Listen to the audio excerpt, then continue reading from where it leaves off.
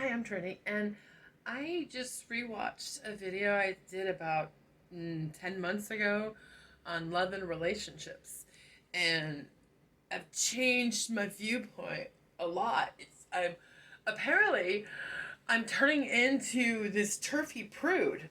A turf is trans exclusionary radical feminist, and my like because I've gone down this rabbit hole, I've just realized just my perspective on a lot of things has just drastically changed. So I want to talk more about love and relationships from this new perspective because in that video that I did, I was wanting to communicate to my daughter how I felt about love and relationships.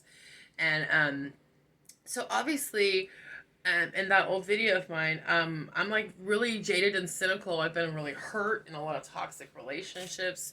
I put myself in abusive relationships because I was abused as a child, so it felt familiar. And so, and I put my daughter through all of that drama too, and I have a lot of guilt and shame and stuff that I've, tried to work through. Still working through it. It's not about perfection. It's about radical self acceptance.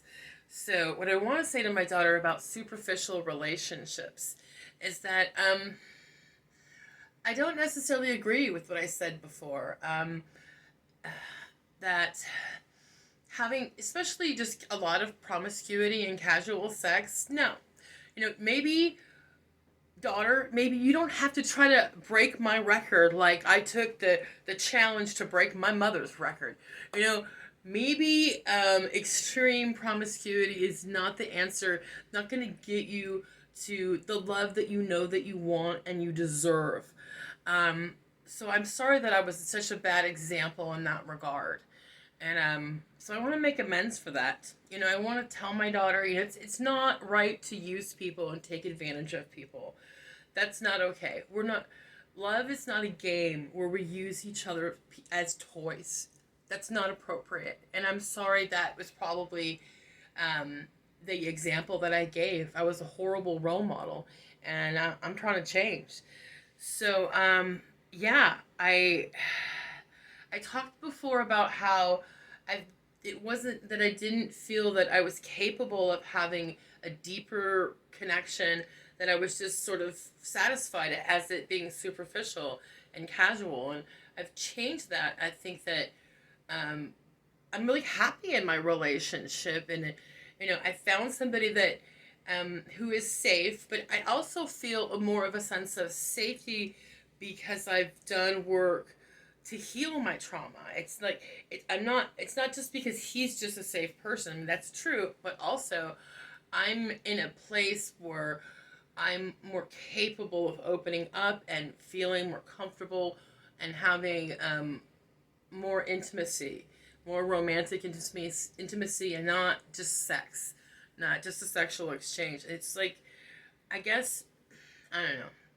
Growing up is different. Maybe I am turning into a prude. Like, maybe you might want to slow down, honey. It's really, um, yes, sex can be fun, and it's something like we don't want to repress our sexuality because that's not helpful. I mean, we see, priests molesting children, so sexual repression is not the answer either. So what is? I think the answer is to respect sex. Sex is something sacred. It's something to be protected and respected and honored, and I hope that I could find a way to teach my daughter how I feel about it now as opposed to how I taught her when she was younger in my poor examples. So, yeah, I've definitely evolved in my feelings about relationships and sex, and promiscuity is definitely not the answer. So, um but we can't just suppress our sexual desires. So it's about balance. And I don't know, it's a difficult road. That's why there's so much politics, and religion is it kind of represses women's sexuality. It's such a huge theme in a lot of religions, is purity. And there's a reason why people get so confused in their lives with the sex, because we lose ourselves. When we're having sex with somebody, we're opening our soul up to another soul. And if you don't know that soul, it could really do damage. It could do harm. Like, I don't know that all the damage I've done to myself over the years, I don't know if I'll ever be capable of like cohabitating with another person. I'm so glad that my boyfriend's happy to have his own place and we have our own separate lives and we can come together and enjoy each other, because I don't know if I have the capacity for the cohabitation. And because I've done so much damage to myself, and maybe I'm just selfish. Maybe I just like my own space too. You know, multiple truths, that kind of conflict can be, true at the same time.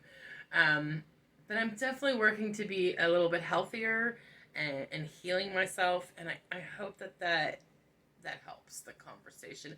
And I'll probably have a rebuttal to this next year because I'll change my opinion again.